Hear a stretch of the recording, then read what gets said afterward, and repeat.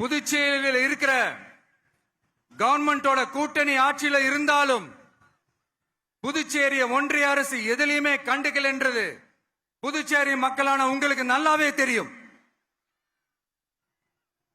மாநில அந்தஸ்து கோரிக்கையை மட்டுமா கண்டுக்கல, இங்க வளர்ச்சி ஏற்படவும் துணை நிக்கவே இல்லைன்னு கேள்விப்படுறோம். இந்த புதுச்சேரிக்கு இன்னும் மாநில அந்தஸ்து கொடுக்கல. மாநில அந்தஸ்து வேணும்னு கேட்டு பல முறை சட்டசபையில தீர்மானம் போட்டு ஒன்றிய அரசுக்கு அனுப்பி வச்சுக்கிட்டே இருக்கிறாங்க. இந்த வருஷம் கூட மார்ச் மாசம் 27ஆம் தேதி 2025 அன்னைக்கு ஒரு தீர்மானம் போட்டாங்க. அது மாநில அந்தஸ்து வேணும்னு கேட்டு ஒன்றிய அரசுக்கு அனுப்புற 16வது தீர்மானம். புதுச்சேரி காரைக்கால் பகுதிகளில் மூடப்பட்ட 5 மில்கள், பல்வேறு தொழிற்சாலைகளை மீண்டும் திறக்கிறதுக்கு இதுவரைக்கும் ஒரு துரும்ப கூட கிள்ளி போடல. பல்லாயிரக்கணக்கான இளைஞர்களோட வேலை வாய்ப்புக்காக எதையுமே செய்யல. இங்க ஒரு ஐடி கம்பெனி உருவாகணும்ன்றது எண்ணமே இல்ல. அத பத்தி யார் பேசினாலும் அது அவங்க காதல விழவே விழல. இங்க ஒரு அமைச்சரை ஊழல் குற்றச்சாட்டுல பதவி விட்டு நீக்கப்பட்டு அந்த இடத்துக்கு இன்னொருத்தரை நியமிச்சு 200 நாள் ஆச்சு. இன்னும் அவருக்கு ஒரு இலாக்காவே தரல. இந்த செயல் சிறுபான்மை மக்களை அவமானப்படுத்துறதுன்னு அந்த மக்களே சொல்றாங்க. புதுச்சேரியோட முக்கிய அங்கமாக இருக்கிற காரைக்கால், மாகே, ஏனாம் பகுதிகளில் எல்லாம் முன்னேற்றமே இல்லைன்னு அந்த பகுதி மக்கள் சொல்லிக்கிட்டே இருக்கிறாங்க. குறிப்பா காவிரியோட கடைமடை பகுதியான காரைக்காலை மொத்தமா கைவிட்ட மாதிரி தான் இருக்குது. இது எல்லாமே முன்னேற்றம் அடையணும். டூரிஸ்ட் பிளேஸ் ஆன புதுச்சேரியில போதுமான அளவு பார்க்கிங் வசதி இல்ல, போதுமான அளவு கழிப்பறை வசதி இல்ல. இதெல்லாமே மேம்படுத்தணும். புதுச்சேரி கடலூர் மார்க்கமான ரயில் திட்டம் வேணும்ங்கிறது நீண்ட கால கோரிக்கை. புதுச்சேரி மக்களுக்கு ஒன்னே ஒண்ணுதான் சொல்லணும், இந்த திமுகவை நம்பாதீங்க. அவங்களுக்கு உங்களை நம்ப வச்சு ஏமாத்துறது தான் அவங்க வேலையே.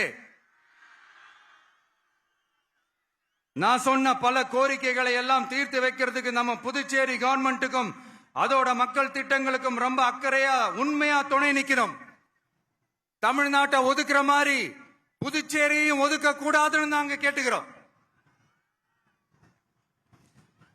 கிட்டத்தட்ட 20 லட்சம் பேர் வாழ்ற யூனியன் பிரதேசமான புதுச்சேரி மத்திய நிதி குழுவில் இடம்பெறவில்லை.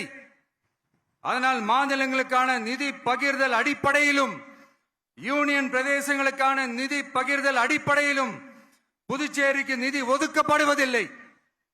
அதனால ஒவ்வொரு ஆண்டும் புதுச்சேரிக்கு தோராயமாகவே மத்திய அரசு நிதியை விடுவிக்கிறது.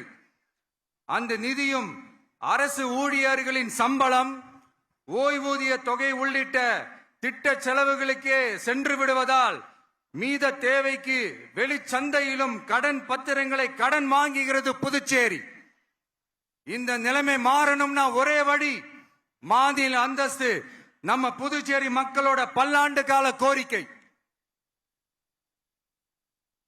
புதுச்சேரிக்கு போதுமான நிதி வரத்து இல்லாததுனால வெளியே கடன் வாங்க வேண்டியதா இருக்கு. புதுச்சேரியோட கடனை குறைச்சு தற்சார்பு பொருளாதாரத்தை வளர்த்தெடுக்க திட்டங்கள் வகுக்கப்பட வேண்டும். மாநில அந்தஸ்து வாங்கினா மட்டும் போதாது இல்லையா, தொழில் வளர்ச்சியும் தேவையாச்சே. புதுச்சேரி தென்னிந்தியாவின் முன்னணி இண்டஸ்ட்ரியல் ஹப்பாக மாற்ற எல்லா முயற்சிகளும் எடுக்க வேண்டும். இந்திய அளவில் ரேஷன் கடைகளே இல்லாத மாநிலம் புதுச்சேரி தான். ஏழை எளிய மக்களுக்கு வாழ்வாதாரமே ரேஷன் கடைகள் தான். மற்ற மாநிலங்கள்ல இருக்கிற மாதிரி இங்கேயும் அரிசி, சர்க்கரை, பருப்பு, கோதுமை, எண்ணெய்னு அனைத்து பொருட்களும் வழங்கும் முறை சீராக்கப்பட வேண்டும். கடைசியா மீன்பிடிக்க செல்லும் காரைக்கால் மீனவர்களை அடிக்கடி கைது செய்யும் இலங்கை கடற்படை அவர்களின் படகுகளையும் பறிமுதல் செய்து விடுகிறது. அதனால் நீண்ட போராட்டங்களுக்கு பிறகு அவர்கள் விடுவிக்கப்பட்டாலும் படகுகள் கிடைக்காததால் படு மோசமான நிலைக்கு தள்ளப்படுகின்றனர். இந்த நிலை மாற வேண்டும். நான் மறுபடியும் சொல்றேன், இந்த விஜய் புதுச்சேரி மக்களுக்காகவும் எப்பவும் துணை நிற்பான். வரப்போற புதுச்சேரி தேர்தல் களத்துல நம்மளுடைய தமிழக வெற்றி கழகத்தின் கொடி பட்டொளி வீசி பறக்கும். கான்பிடண்டா இருங்க, நல்லதே நடக்கும். வெற்றி நிச்சயம். மீண்டும் சந்திக்கும் வரை நன்றி, வணக்கம்.